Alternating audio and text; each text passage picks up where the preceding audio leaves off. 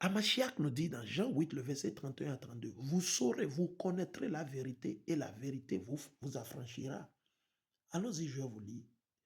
Ce précepte, c'est important. Comme l'Esprit Saint m'amène là, je vais le lire. Ok, allons dans Osée. Osée, ok. Osée le chapitre 4. Ok. Osée le chapitre 4, on va lire à partir du verset.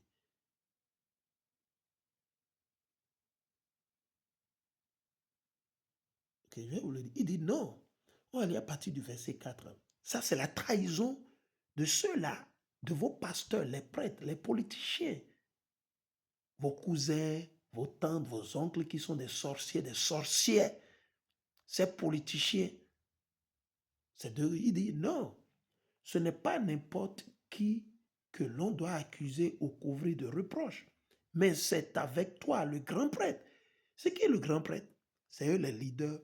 C'est eux qui disent qu'ils sont les leaders charismatiques. Aujourd'hui, ce sont vos politiciens, ce sont vos oncles, vos tantes, ceux qui disent qu'ils sont ministres, ils sont patati patata, ceux-là qui disent qu'ils sont directeurs de patati, vos prêtres, vos pasteurs, c'est eux ici.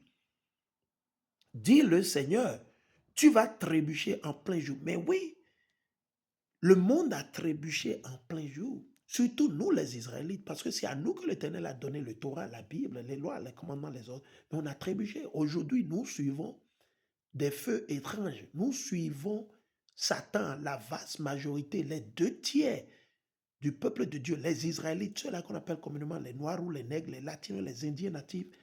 Nous adorons un Dieu étrange. Nous adorons les idoles des autres nations. La vaste majorité, soit ils sont chrétiens, soit ils sont musulmans. Or, le christianisme a été créé par les Édomites, pour les Édomites, et l'islam a été créé par les Ismaélites, pour les Ismaélites. Abraham, Isaac, Jacob, Jésus-Christ n'a jamais été musulman, il n'a jamais été chrétien, et ils ne le seront jamais. Vous pouvez rêver comme vous voulez, ça n'engage que vous. Donc il dit, mais c'est avec toi, le grand prêtre, que je suis en procès, dit le Seigneur Yahweh. Tu vas trébucher en plein jour. Et ton compère, le prophète, s'est dit, vos politiciens, ceux-là qui vous mentent, vos pasteurs, les prêtres, tout ça, là, c'est eux. OK? Il dit, le prophète trébuchera lui aussi dans la nuit. Je réduirai ta mère au silence éternel. Oui, mon peuple est réduit au silence, faute de me connaître. Mais toi-même déjà, tu n'as pas voulu me reconnaître. C'est pourquoi je ne veux plus de toi. Tu ne seras plus mon prêtre. Puisque tu as oublié l'enseignement de ton Dieu, moi j'oublierai tes enfants. Mais à un moment, il faut qu'on arrête. Vous avez des bâtardisés, des perdus, des sans foi ni loi, des antichrists, des politiciens à la tête de vos pays qui sont en train de tuer, de piller, voler. Et on vous fait croire qu'ils sont en train de travailler. Quiconque vous dit qu'ils sont en train de travailler, c'est des maudits. Vous savez qui travaille? C'est l'Éternel qui travaille. Quiconque, que ce soit votre frère, qui dit qu'un politicien travaille, je vous dis que celui-là, c'est un maudit. Qui travaille, c'est l'Éternel. À moins que l'Éternel ait construit la maison, les maçons travaillent en vain. Allez écrire ça. À moins que, je parle sur le plan spirituel et physique aussi, si Dieu ne réveille pas le maçon, il ne peut pas construire. Si Dieu ne réveille pas le fer à eux, il ne peut rien faire. Il a beau faire sa formation, mais qui a formé son patron? C'est l'Éternel. C'est Dieu qui a tout fait. Donc, vous devez toujours glorifier et lever l'Éternel. Partout où vous êtes, devant vos amis, devant votre femme, votre soeur, ah ouais, votre mère, votre grand-mère. Nous vivons dans un monde gouverné par Satan. C'est Satan qui gouverne, qui contrôle le monde. Imaginons. Imaginez.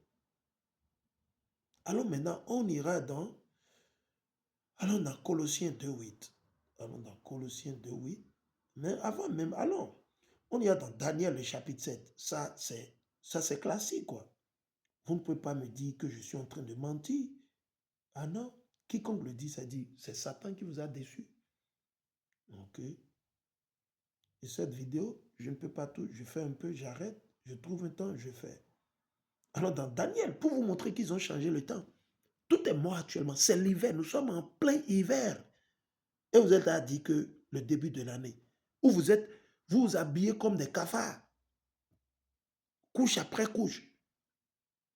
Vous avez des jackets sur jackets. Et vous avez le culot de dire que nous sommes dans une nouvelle année. Non, l'hiver, c'est là. L'hiver annonce quoi?